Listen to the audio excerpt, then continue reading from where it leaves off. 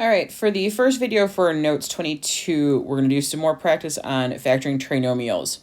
I'm going to split the video. So half the problems, there's a total of 4 of them. So 2 of the problems I'm going to do with guess and check, and 2 of the problems I will do using AC method. You pick your method. I'm not going to tell you how to factor. So if you like guess and check, great, do guess and check. If you prefer the AC method, do that one. And in all honesty, if you have another method, do that one. Okay, just let me know if you have any questions on it. So for problem number 1, I will go ahead and do the guess and check method. So what multiplies to 2? 2 times 1. What multiplies to 14? 1 times 14 and 2 times 7. And basically I need to combine pairs of these numbers. So this is, I have to pick that pair. And then one of these 2 pairs to somehow create a 3p in the middle. So I know 2p squared is going to split as 2p and p.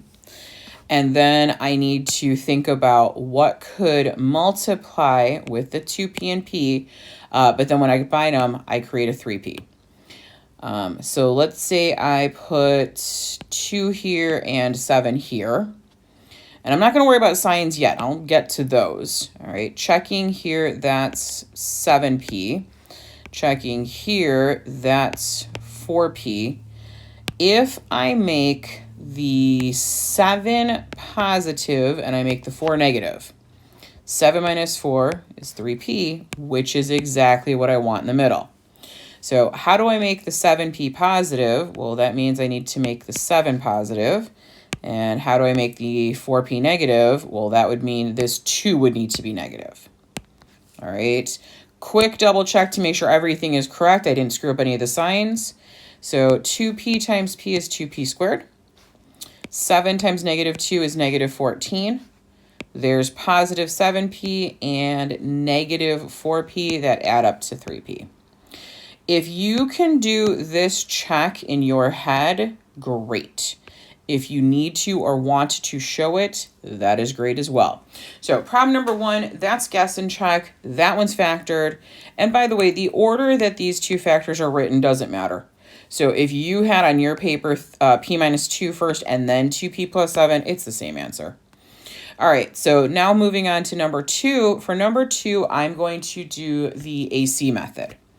And there's no reason I'm doing number 2 as the AC method. It's not harder, it's not easier, it's a next problem. I told you I was going to split it. So for this one, I'm going to take my A value times my C value. And A times C, in this case 6 times 3 is 18.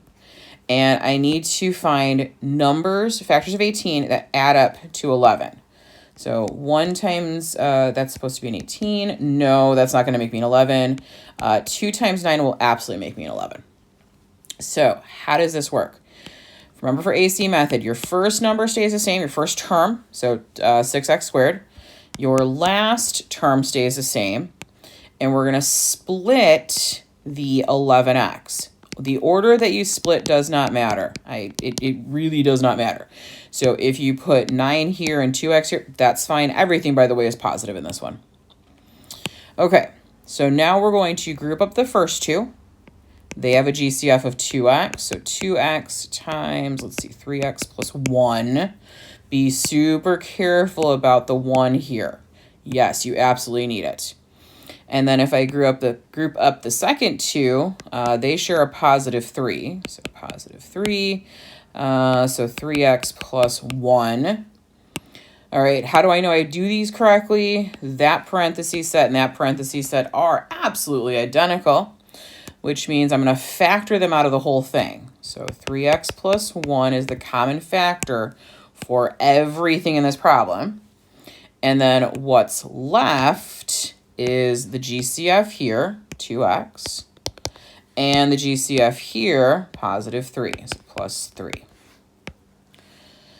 And just to prove that it's all good to go, 3x times 2x is absolutely 6x squared. 1 times 3 is 3. The inside terms multiply to a 2x. The outside terms multiply to a 9x. 2x plus 9x is absolutely 11x. All right, so problem number 2, we used that box back. Hold on, box back. There we go. Okay. Problem number 2, I used the AC method. If you could have done this using guess and check, but you got the same answer, folks, that's great. You were asked to factor. Okay. So then, problem number 3, I'll use AC method again. Does not matter. I'm just picking it because I can. So AC method. A here, C here. So let's see what we got here. 4 times 6 makes 24. So I need factors of 24 that add up to a negative 11. This one's a little bit weird. All right, but let's start with just writing out the factors of 24. So 1 times 24, 2 times 12, 3 times 8, 4 times 6. And the reason I said this one's a little bit weird is because you're trying to multiply to a positive, okay, but add up to a negative, which means that you must be dealing with double negatives. There's no other option here, okay?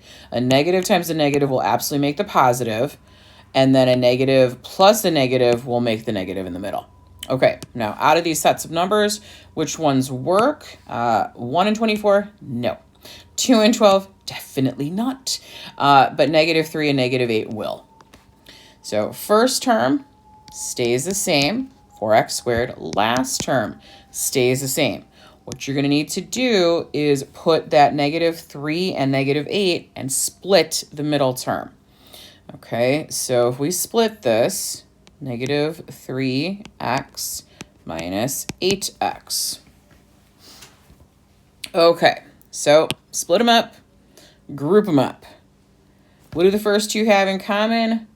X. That's all they have in common is an x. So that's going to be 4x minus 3. Now, we're going to group up the second two.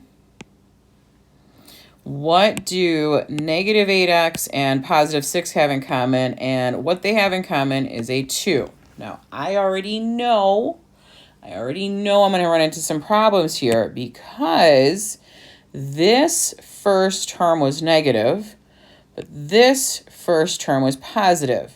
So to make everything work out, I'm actually going to factor out a negative 2. So negative 2, if I take a negative divided by a negative, that's a positive. So that's going to be positive 4x. And if I take positive 6 divided by negative 2, that's negative 3. I purposely messed with the signs. I didn't do anything wrong. I did mathematically correct things.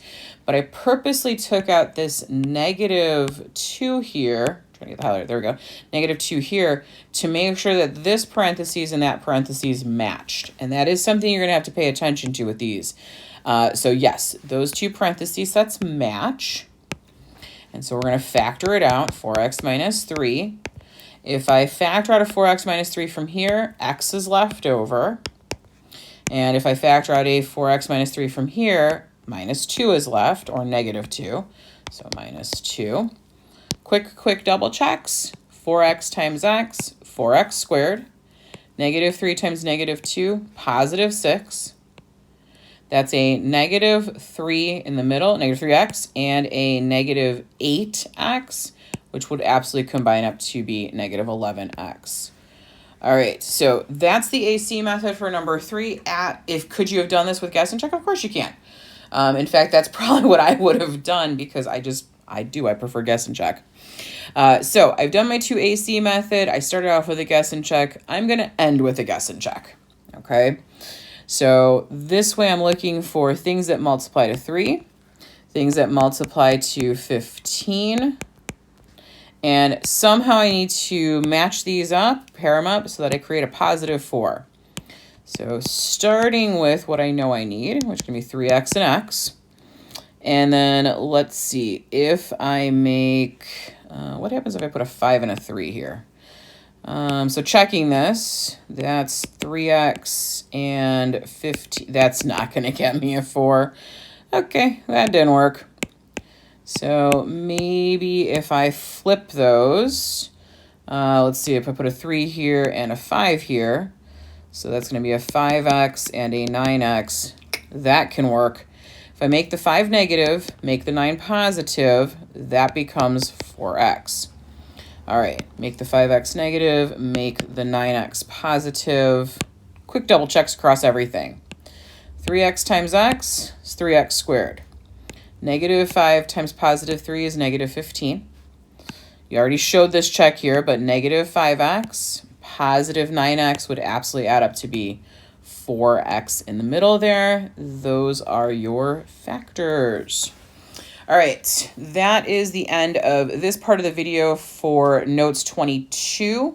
This was all about factoring trinomials. As always, let me know if you have any questions or concerns.